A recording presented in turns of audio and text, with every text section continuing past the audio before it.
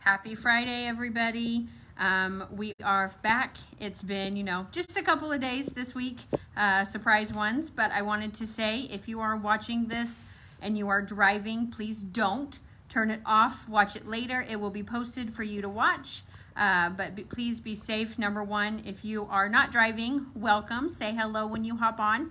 Today we are back with your safety director, Andy Bradford, on some exciting stuff.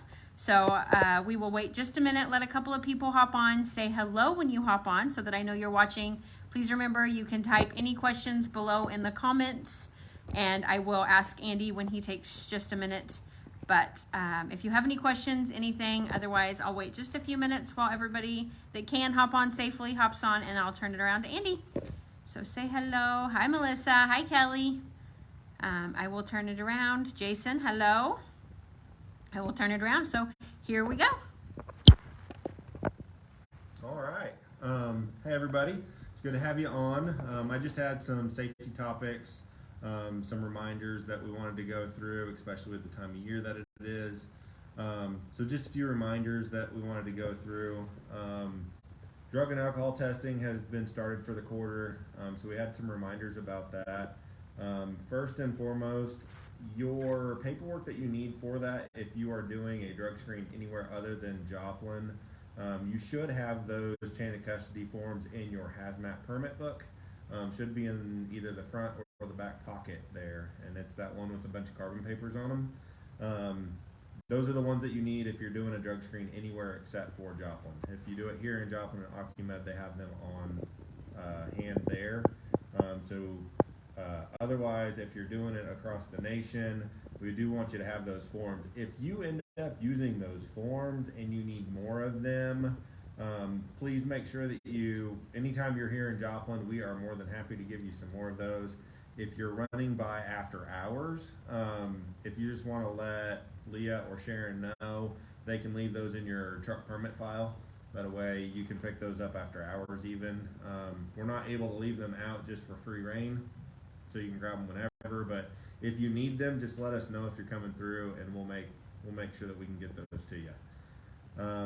The other thing about drug screens that I want you to remember is if you are called for your random drug screen for the quarter, that is an on-duty function, so make sure that you log that on your electronic logs. You need to be logging that you're doing that drug screen. It is a regulation, it is an on-duty function, so we need to make sure we're doing those on duty. Otherwise, Miss Haley will be reaching out to you to get that fixed. Next topic kind of goes into logs as well. I was in a Missouri safety meeting yesterday, and we had Missouri DOT in there with us, and so they were kind of giving us a warning on things that they've been cracking down on here recently. One of which is one thing that DOT officers call the ghost driver, which essentially means that you usually have a co-driver, and maybe they went on home time or got off the truck for some reason, and that driver is still logged in that truck, possibly sleeper berth, whatever it may be. But essentially you're saying that a driver's on the truck that's not on the truck, and so they refer to that as a ghost driver, and they're going to start watching for that and start citing that. So make sure if you're usually a team, or if you're T-Souls that are teaming, and that one of you drivers get off the truck, make sure the driver getting off the truck, make sure you log out of that unit. Otherwise, you are in violation for logging a driver on your truck that is not physically on the truck while you are running. So let's make sure we get logged out if we're not actually on that truck. Next thing that we talked about in yesterday's safety meeting for Missouri was physicals. It's really important that whenever you guys get a new physical, it's very, very important that you get that registered with your state as soon as you get it. Most of the states are where you can either email it in, fax it in, or put it into a website. There are some states, still old school like Missouri, where you have to physically walk that in. No matter which state you are from, it is really important that you get that certified as soon as you get that. It's also very important that you send that to us as soon as you get it as well. That goes for pretty much any credential that you may have or qualification that you have. If you get any of your qualifications, whether that be a new CDL, a Quebec explosive permit, a new TWIC card, a physical, anything like that, please get those to us as soon as you get those in hand. Just use that RMG Connect app, direct scan to safety, and we'll be able to get that into the system and get it logged in for you. Another topic that came up for our company is we want to make sure that we go over just a couple of topics, a couple of hints about trip planning. So we all know that we route our loads. Before we take out, we make sure that we write down a route, we plan that route, we plan our trip for the whole trip.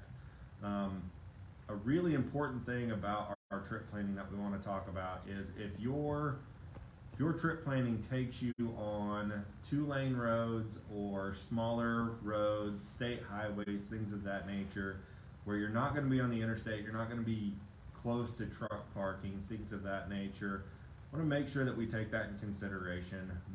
Make sure you remember that the roads that you are on are not your everyday roads. So 2-lane roads, make sure that we're not passing in unsafe passing zones, or if there's a driveway there or something of that nature. That tends to be a dangerous situation just in case the person you're traveling beside or passing decides to turn. That's a pretty scary situation. The other part about that is a lot of snow-covered ditches and whatnot may look like it's flat ground. That may look like a pull-out or a pull-off area that we would be able to park in. It may look that way, but that's may not be the case. We did have an incident where a driver pulled off the road where it looked like a pull-out, and then we ended up in a ditch. So make sure that you know what you're pulling into, make sure you know the terrain you're driving over, and be careful on those smaller 2-lane roads.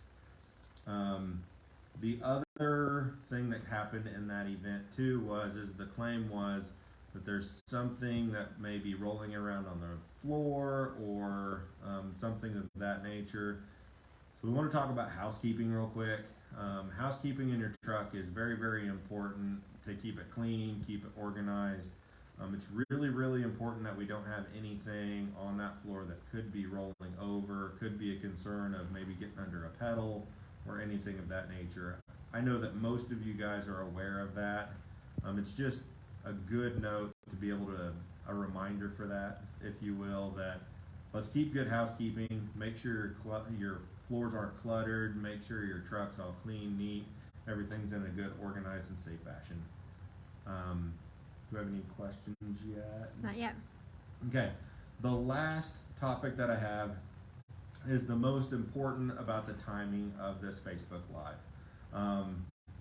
The big topic that we want to talk about today is your IFTA permits and IFTA stickers. We're at that time, all of you are aware, it's a new year. We are into the grace period for getting those IFTA stickers and IFTA permits on your truck. We have a goal to have all of our IFTA stickers and permits on our trucks by February 1st. So of course we need your help with that.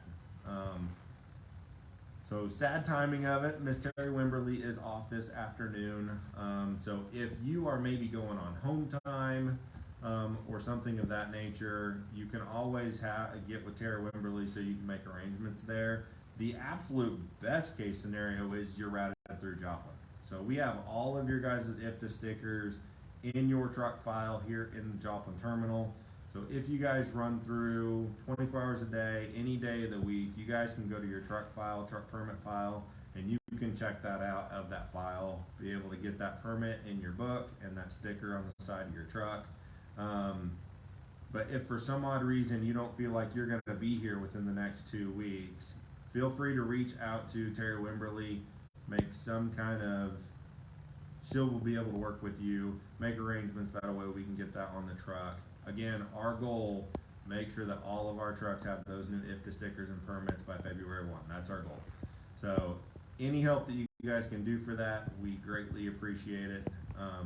We definitely want to get that taken care of so we're in compliance.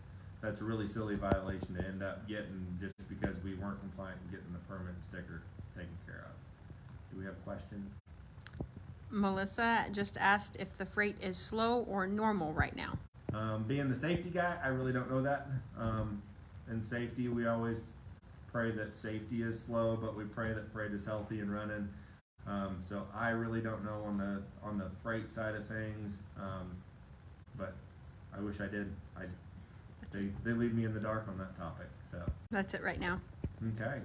Well, that is all the topics that I had for today. So if you will, just make sure to take those little reminders and stuff to heart. And feel free if you need us safety-wise for anything, please let us know. But otherwise, stay safe out there. We will talk to you guys next time.